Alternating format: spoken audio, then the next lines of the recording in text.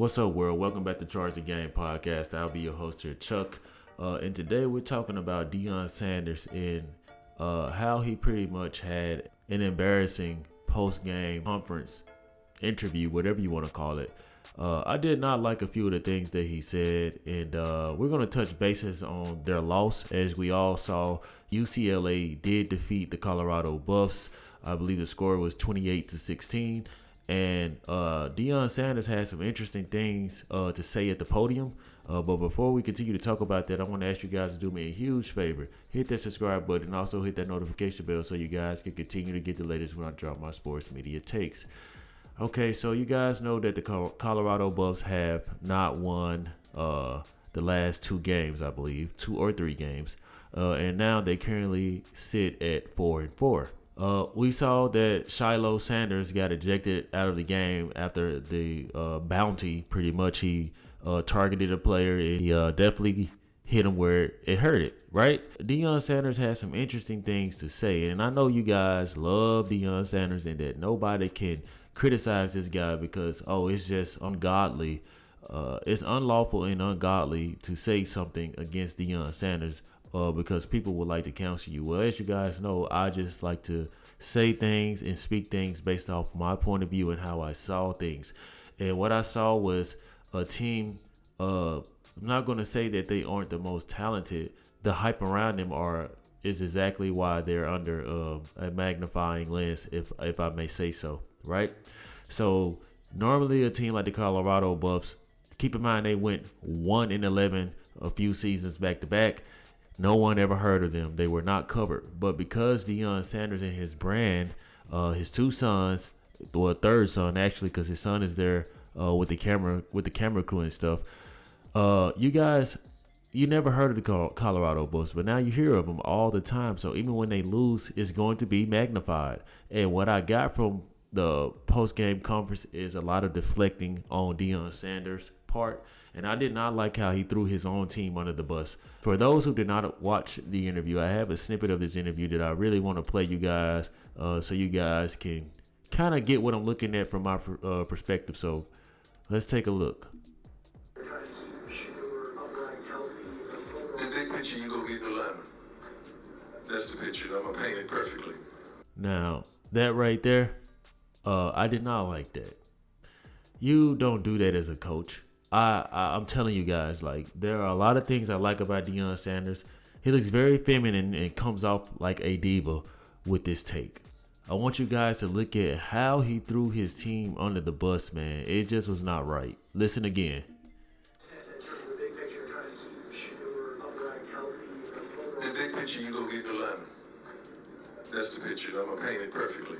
Now, let me tell you guys something. No parent wants to hear the head coach who came and sat in their living room, lobbied, and pretty much said, I want your kid to come play for me. And this is how you talk about him? This is how you talk about him? Let me tell you something, Deion Sanders. I don't think that the lineman is going to be what fixes your problem. I don't think that the talent level is there in multiple positions. So if you're going to just throw your team under the bus, then you do that as a whole. You don't isolate your 2 sons. He started the interview by saying that I believe I have the best quarterback in the world, and I may be biased because Shedeur Sanders is my son, right? He's openly admitting that, hey, I'm going to prop my son up because I think out of all of y'all, my sons are the best.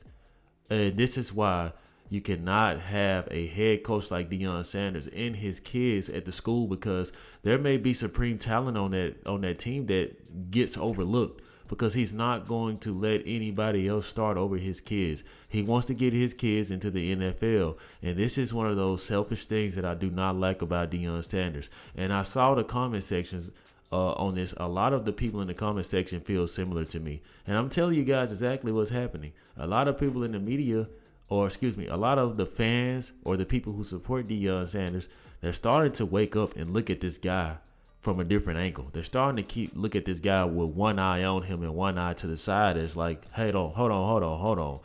This guy might not be who we think he is. Or am I doing the right thing by supporting a guy who puts down other kids to uplift his? There are plenty of head coaches in the NCAA the NFL who have terrible O-lines. For crying out loud, look at the Jets. You don't think Aaron Rodgers wanted to come out and say that? You don't think Zach Wilson wants to say that? You don't think Daniel Jones wants to say that? Look at Joe Burrow. Well, Joe Burrow never has a good O-line. They're terrible. They are terrible. And they do not come out and bash the O-line and leave them hanging on the island or by themselves, making them feel like they are nothing. These are kids, man. These are kids who probably gave everything up, hopped through the NIL, left a team that probably had them in a better position to join you. And you go and throw them under the bus? You go and throw them under the bus because what, Deion Sanders? I tell you why. This season didn't pan out the way that you thought, right? What happened to Shedeur Sanders holding up the wristwatch and everybody was on your ass and everybody was so happy, right? Everybody was supporting you. What happened to we coming, right? What happened to all of that? And for the longest, I've been making videos about this, getting a lot of flack, but now you guys are starting to come to my side. And that's because from the jump, I knew what was going to happen. And I told you guys, I said, they're going to make all these videos about Deion Sanders. He's going to go on his media tour because the whole time Deion Sanders is a smart guy. He's recruiting on live television on FS1, Undisputed, and ESPN First Take. He has colleagues, former NFL players and brothers who work both networks. So he's going to use his celebrity to an advantage, right? He copyrighted everything, made money off of everything. If you're going to do that, do that. But I'm sorry, guys.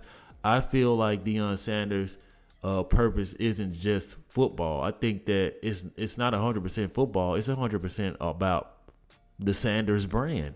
And to be honest, I would not send my child to a school like that because if I know that my child isn't going to get the recognition that I believe that he deserves, then I might as well leave him with a coach who wants to better him in ways and not just take the celebrity like and the fame.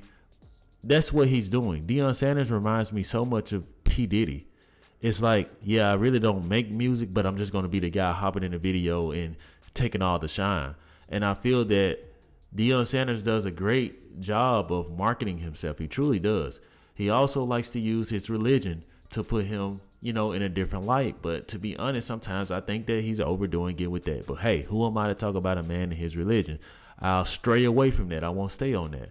And I also think that Deion Sanders is having a hard time letting go of prime time. Deion Sanders. You see, Deion Sanders wants to have his cake and eat it too. He wants to be a head coach, and he still wants to be prime time. And when I say he still wants to be prime time, he cannot let the energy and the aura of that go.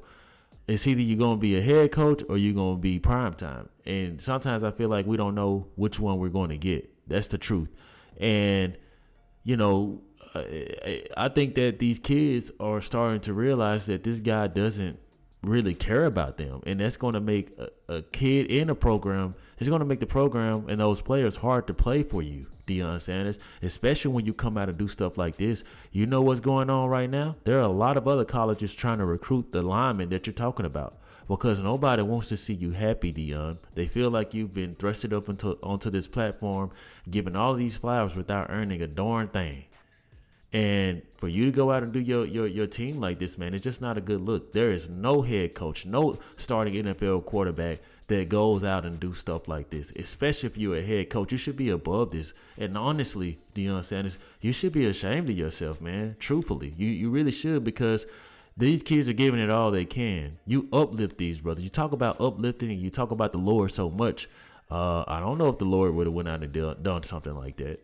I don't think that was very godly or holy of you to go out and throw those kids under the bus like that. And that makes my point. People love to use religion to benefit them and use it in a way to where, in the time of essence, you can throw out religion to help you. But if you're going to talk it, you have to walk it. And that's just something that I don't see, and sometimes I do see in Deion Sanders, man. Like, I don't know. It's kind of hard to put my finger on him because he's mad that his team is losing, but there's so much distraction. You all at the Lakers and Denver Nuggets game was just Shedeur Sanders and what's his name, Travis Hunter. But you know what I would have done if I was Shedeur Sanders, right? You know what I would have done being the quarterback of this team? I would have said, I'm not going to any game if my teammates aren't coming. At least you could have taken the offensive people. And you, Deion Sanders, you could have got a sweep for the Colorado Buffs. Make these kids believe that you care about all of them as a whole and not individually. You know what I'm saying? Because when I saw that, I didn't like it. I feel like, hey, these people are doing their job. All these kids are doing their job and making your son look like the quarterback he is. Trust me, if there were no linemen out there the way you say, Shedeur Sanders would not have the type of games he's had, the comebacks he's had. For you to be able to come back on any team, it's because your line is doing their job and buying you enough time to deliver. So you need to think twice the next time that you throw your team under the bus. And I just think that Deion Sanders is having a hard time because he's losing. He does not like to lose. It's not a good feeling for anybody to lose, and I get that. But you don't have to go out and do your team like that, man. It's just better ways to do stuff.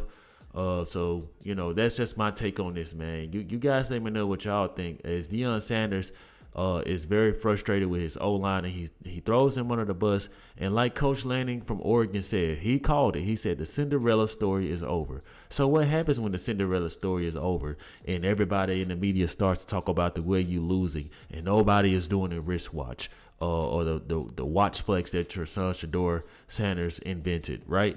So you don't like not being relevant, Deion Sanders, and you're having a hard time and you're taking it out on innocent kids, man. Shame on you. You guys let me know in the comment section what you think on this. Like always, like, share, subscribe to the YouTube channel. Let me know how you charge the game. Peace.